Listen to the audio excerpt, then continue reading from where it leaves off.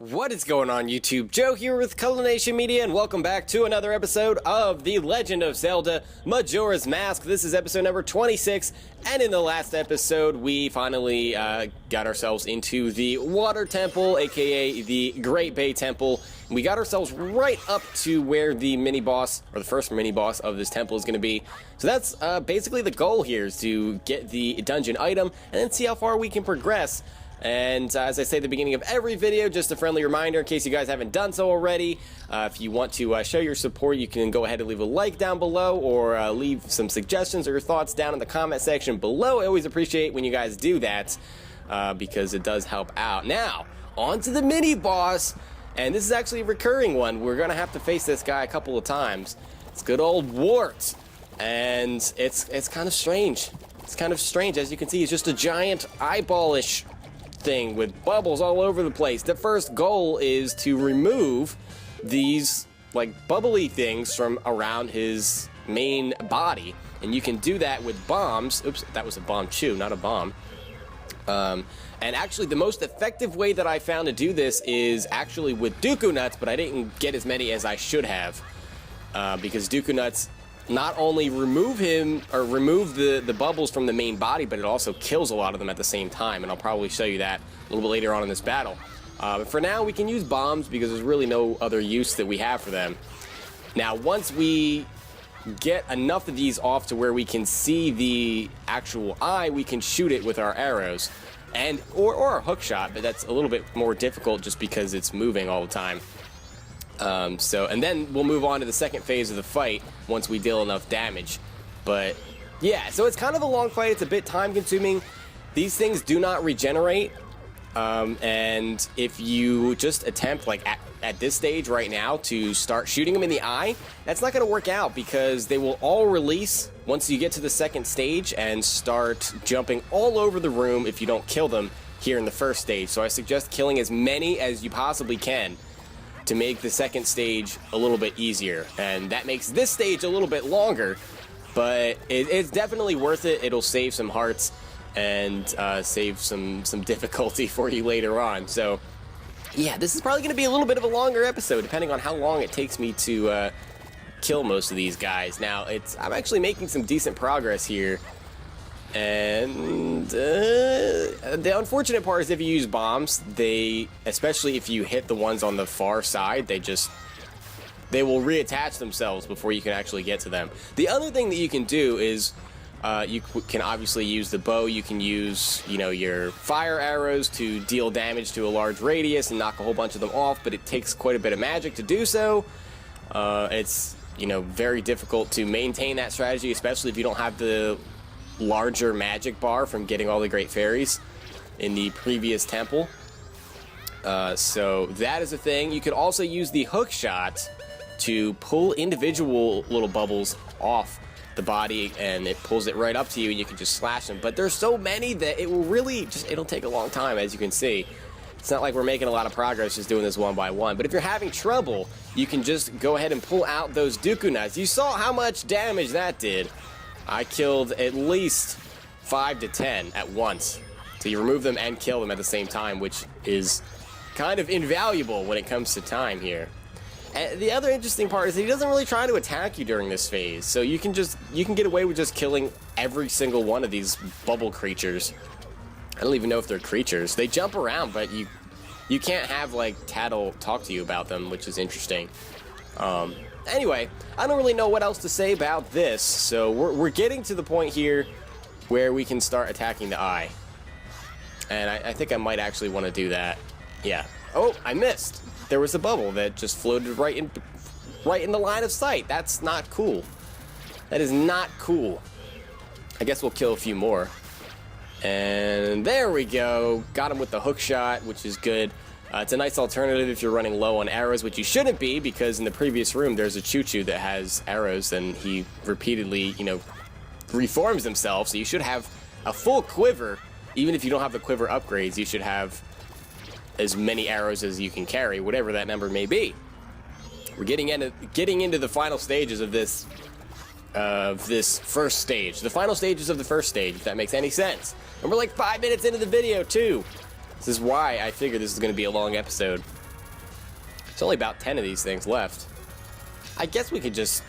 I think if we hit him again, it goes to the second stage. Yep, we hit him 3 times. Now the bubbles are all over the place, and he's going to start flying around the room like that and just run you over.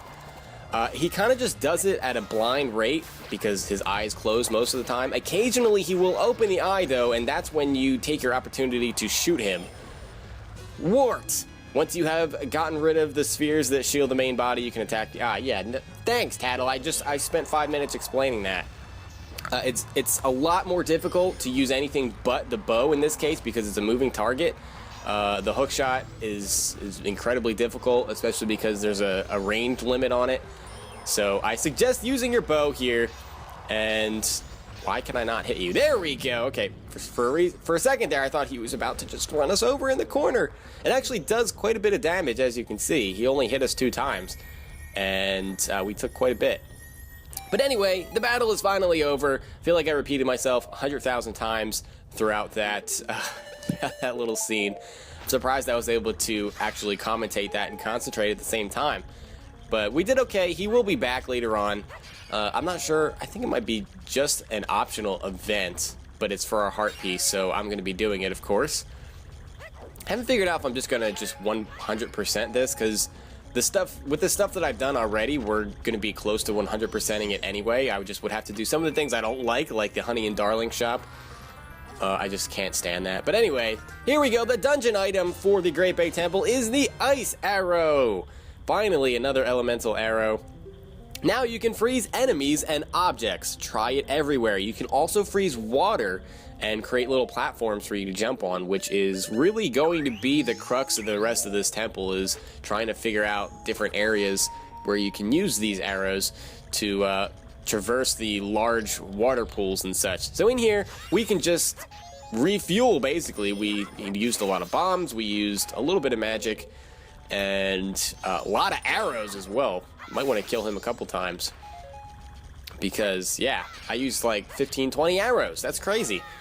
Absolute craziness. Let's destroy these jars too. Good old hearts. So we're back up to full health, which is good. Ah, you're back, Mr. Yellow Choo Choo. And now we have a full arrow quiver thingamajiggy. And now we can actually complete this room. So that's what we're going to be doing here. Should kill you. Hate these bomb chews. There we go. I'm just going to waste a nice arrow. I don't even care at this point. It might be to your advantage to have the full stamina from the Chateau Romani when you're doing this temple, just because magic is being used all over the place. Even more so in the following temple, but we're not there yet. But now we can do something interesting. We can freeze enemies like Octoroks that are sitting in the water here, and now we can use them as jumping blocks onto areas that were previously inaccessible to us. I knew that was going to hit me. And now we can get to this, and this is important because this is helping us, fuel that current through the red pipes throughout the temple, which, if you remember, goes all the way back to the beginning, where we had an entire side of the water wheel current that was not being... It was not active, and we needed to be active to eventually reverse the currents in the main room. So I know that's a lot to digest, and I'm probably not explaining it too well, but you might see what I'm talking about. Why can I not swim?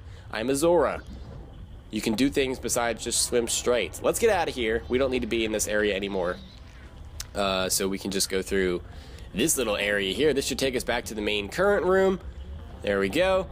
And we have a couple of other things that we can do. And let me try to get my bearings here. Just stop. And there's actually something we can do in this main current room as well. Because if you remember, there was a waterfall that was in here. And we can actually stop the current, or not the current, the water flow, and access what's behind that door. So that's kind of interesting. I want to check what's up here. I'm just going to kind of go through everything again to just figure out things, because there are a couple of new things that we can do, so to speak. Let's kill these stupid bonefish. Where'd the other one go? He's just chilling down there. How do I get up here? We have to use the mask glitch. There we go. Oh, we're instantly taller. We can just grab the ledge. Gotta love that. Okay, so We couldn't reach that door before. I said to just wait. We can just shoot the water with our ice arrows, and that creates nice little platforms for us. And there we go. With the bunny hood, we can reach the next level, and this is another little switch that will allow us to reroute the current, or actually get it, not reroute the current, but start the current through the red pipes.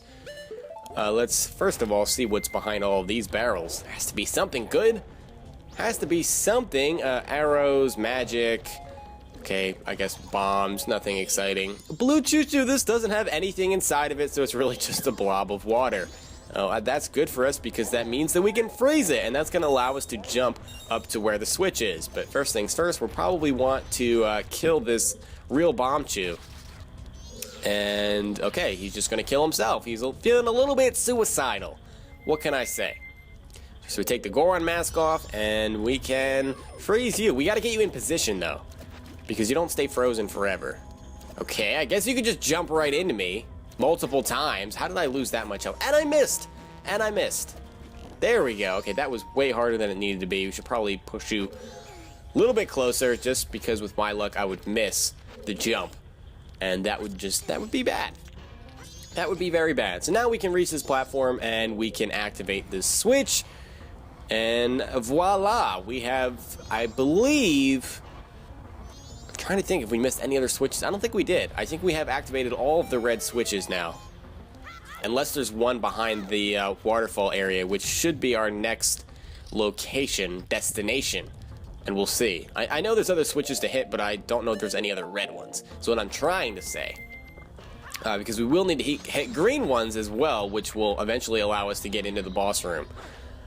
I know, there's so many things happening. So many things you need to keep track of, and you know, figure out what goes to what room, and it's very complicated. And believe it or not, this is actually not even the most complicated temple in the game. Stone Tower is ridiculous, and that is, you know, that'll be coming up later. We have some other stuff to do outside of the temple, you know, in the graveyard-ish area. Ikana Valley, the Valley of the Dead. It's all going to be a lot of fun. But here we are in the room where we got the, what was that, the compass? I believe that was the compass. There was a small key down at the bottom.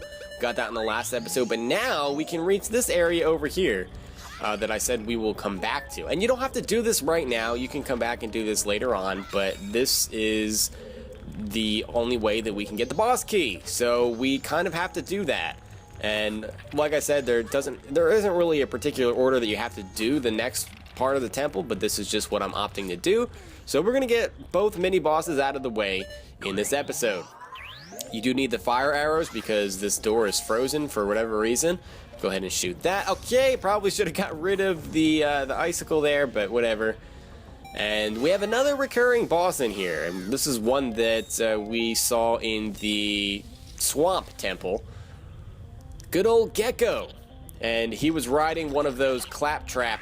I think they're called Are they called claptraps? No, that sounds like a Donkey Kong. Yeah, that sounds like a Donkey Kong enemy. I don't know what I'm talking about. It's the spinny turtle thing. I forget their actual Zelda name. But the Gecko is here, and he's not riding the turtle anymore. This time he has these bubble things, which you can freeze. Gotcha.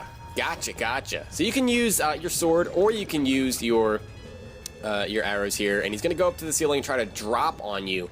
If he hits you, he'll suck you up into the goo and just pummel you with punches, and you'll lose quite a bit of health.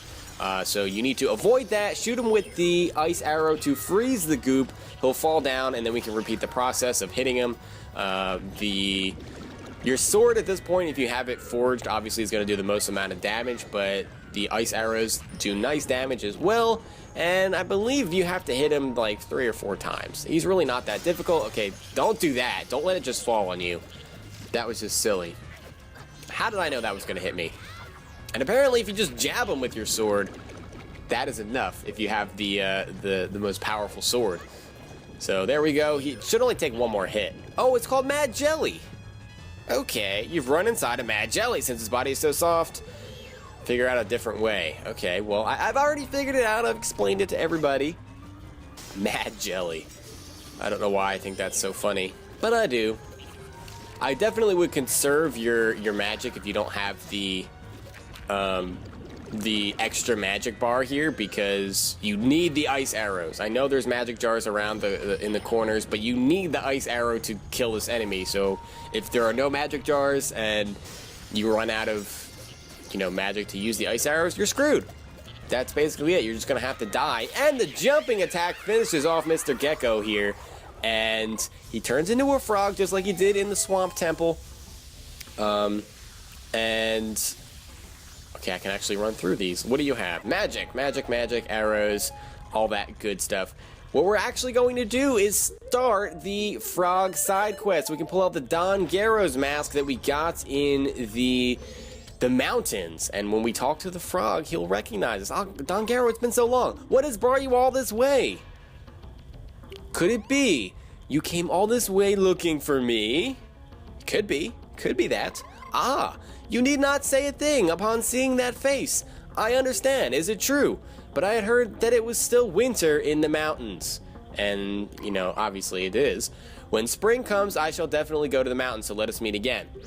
So, that gives you a little hint. In order to complete this side quest, in addition to wrangling up all of the frogs that are throughout Termina, we have to make it spring in the mountains, which means we have to go defeat Goat again.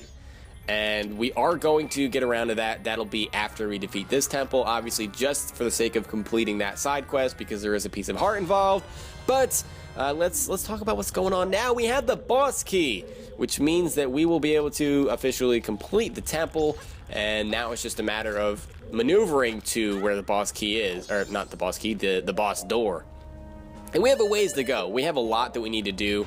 We still have some very tricky fairies to get and wrangle up, because I don't even remember what the reward is. Oop, I don't know if I wanted to do that. Nope, we were in this room. We were definitely in this room. This was where, or right outside where we got the ice arrows. So our next little thing of business here is to go ahead and figure out what's behind that waterfall. Now, you could have done this before. You have to have the ice arrows, obviously, but there's really no specific order that you have to do it, like I said. Just, you would have to eventually get the boss key if you wanted to complete the temple. That's just all there is to it. Alright, how do I get up there? Is that the way? No, it should be this one, maybe? Where's the first one? This might be it. It's a different colored ladder. That makes it seem promising. Okay, yeah, this is the original entrance. There we go. Okay, we're backtracking. And yes, this room again. This room again. There was a spider over there. It had a fairy. We'll be back here later on to officially change the water over, but we're not there yet. Not there yet. First things first, we need to freeze the waterfall that's falling. And let me just get up here. There we go. I know if I tried to talk while doing that, that just would not have worked out for whatever reason. There we go. Once we freeze the water, it will open up the ladder for us so we can now access whatever is behind lucky door number 1. I don't know what it would be. Something good? Something good? Oh yes, there's at least one fairy in this room. Hate these things. Blue, what are they called? Blue Tektites? Let's get my Zora mask out. I'm pretty sure the boomerang can just kill this thing if we can hit it. And yep, there we go. Goodbye. There's annoying. There's another one in the corner, the upper left-hand corner. And there's a fairy above this part of the room. Oh, you. I hate these things. The bonefish daddies, as they call them. They will kill you pretty darn fast. They're very piranha-like. And I would recommend not jumping in the water until you kill that. Is there another one? No. You may have already found out the hard way what those things are capable of in the Pirate's Fortress if you just jumped into a tank with them when you were trying to get the Zora eggs. But anywho, we should probably go kill that Tektite. Probably. But I also want to see if there's anything in these jars down here. I know there's at least one fairy in this room. You can see it on the map there. There's a treasure chest, and that is going to be a fairy. But there might be some in, like, these pots. I don't know. I really don't remember where every single fairy is, so I'm trying to take every precaution to make sure I don't miss one.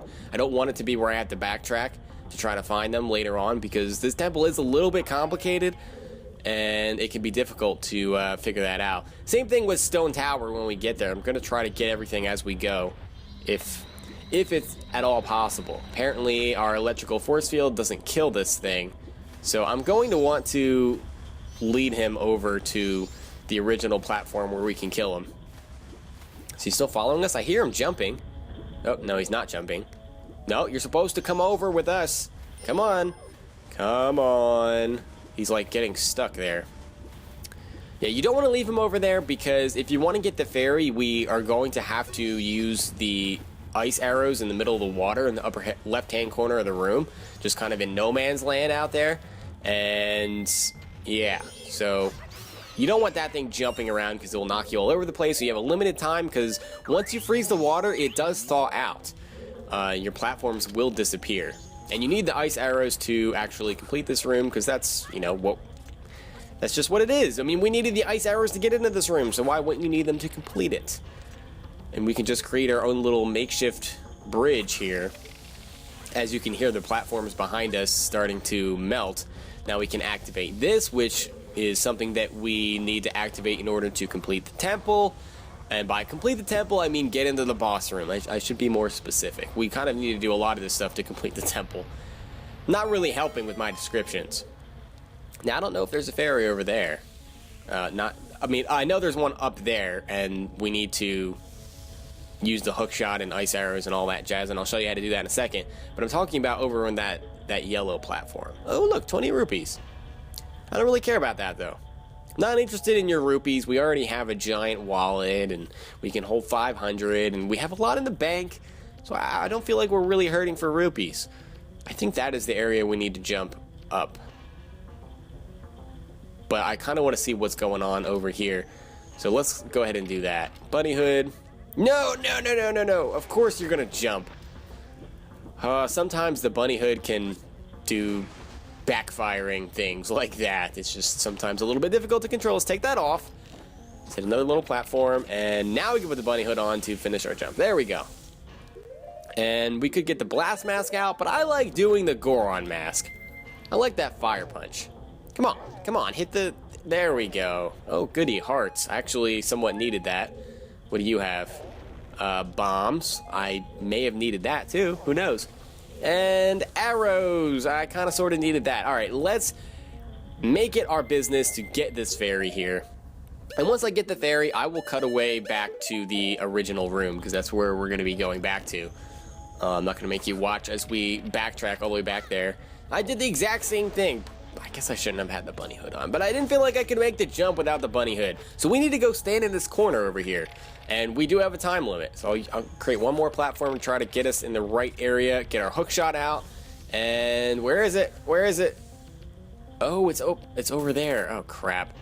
Please don't tell me I'm going to run out of time, because then we have to go all the way back to the first platform. Can we see it now? We can. Come on, get it, get it, get it. There we go. For some reason, I have trouble with that sometimes.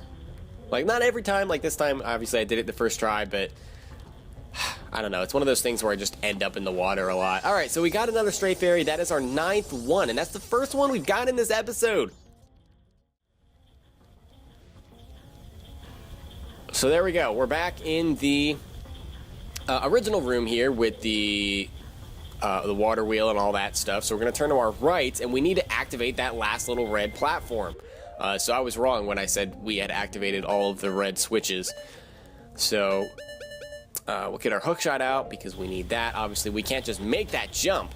We need to actually hit it. There we go. Hook shot onto the water, and now we can activate this last switch, which is going to start the water and will allow us to reverse the currents, as you'll see in a minute here. And I think seeing it is better to understand it rather than actually listen to what I have to say, because I have a hard time explaining it, especially when I'm trying to play the game at the same time. Alright, so we haven't reversed the current, we've just stopped the current here. So now we need to stop the water flowing in the other direction, the original direction, And that'll be with this switch here, the yellow switch. Once we do that, things will start spinning in the opposite direction, and then we can access the other rooms in the main current room that we were not able to access before. Remember, there were 4 of them, but we could only enter 2. So there we go. The water has been officially redirected. And I don't feel like swimming, so we're just going to use this. Because why not? Why not? I guess I should get my Zora mask out. I guess I should stop being lazy. And of course I just missed the platform. Of course I did.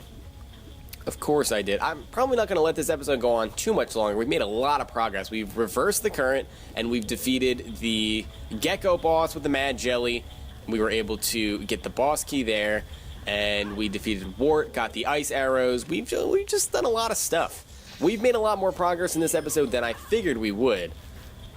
So I'm pretty happy with that, and actually we might just be able to finish the entire temple in the next episode, including the boss. I'm not positive on that, because there are still quite a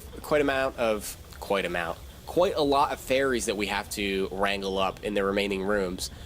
So that may take some time. I don't know. But this is typically a very long temple to go through. So I'm definitely happy with the progress we've made and the time that we've done it so far. So as you can see, things are moving just the opposite way. I don't know what else to say there. But now we can access these other rooms as indicated by the little fishies on the wall there. So we'll go through this one first and see what's back here. Was that a fairy? No, it was not. It was just Dexy hands.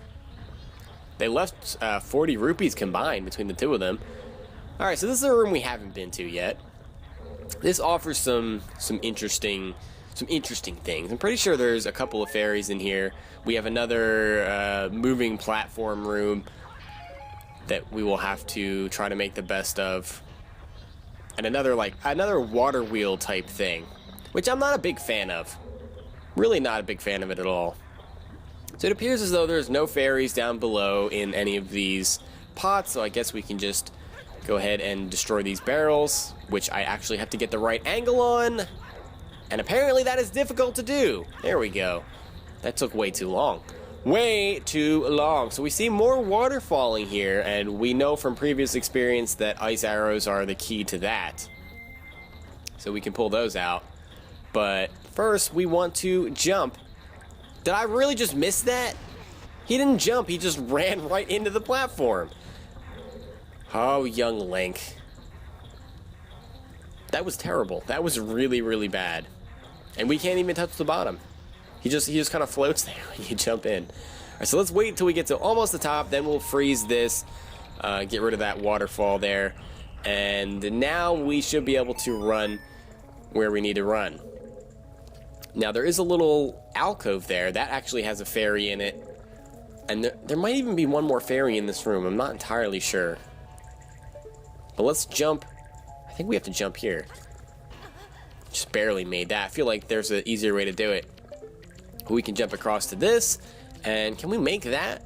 I feel like that's really far away, even with the bunny hood. I don't think we can. No, we cannot. So down into the water we go. Oh dear. Oh dear. And I may even wait till the next episode to do this. I don't know. I feel like... No, you know what? Let's just complete this room, and then we'll call it an episode. I know we're approaching the 30-minute mark, or I guess we would be over it, depending. But we can pull out our fire arrows to start the water again, because we need that platform to come back down. And then we need to use the ice arrows to refreeze it and do everything all over again. That was a bad strain of maybe 4 minutes there. Or 3 minutes, or whatever. However long it took. Whatever it was not good. Not good at all. So we freeze that up. The platform should stop the way we want them to. And we'll make this jump again. Did I have the bunny hood on last time? I don't know if I did. I don't think it matters. So we don't want to go that way. That obviously is the wrong way. We can just jump over this. And how do I get up there? How do I get up there? There's no hook-shotting thing. I legitimately forget how you get up into that alcove. I didn't see a target. I don't think that's the way. I don't believe that's the way. I'm just making things up here. Maybe we can go and stand on one of those side things and then hookshot to... okay, alright. Let's give that a try. We're gonna stand on this and hopefully not jump off. There we go. Now we need to pull out our hookshot. And can we reach that? We can. Okay, there we go. So this will be the 10th fairy?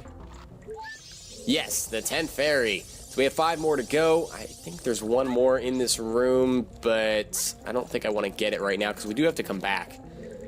So we can always do that. But we can always check too, so we might as well pull out our Great Fairy's mask. And yeah, the hair is still glowing, so there is another fairy in here.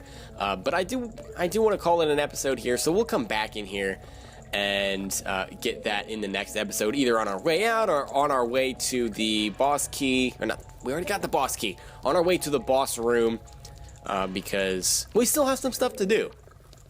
We definitely still have some stuff to do, but I'm pretty confident that we might just be able to finish off this temple in the next episode. Alright, so going through here, there's quite a few fairies in here. There's some bad guys, some choo-choos, and a little seesaw-ish type puzzle. We're going to figure all that out next time, so I want to thank you all for watching. Hope you guys enjoyed this episode, and if you did, please make sure you're leaving a like rating or a comment or whatever you would like to do, and I will see you all next time. But until then, game on.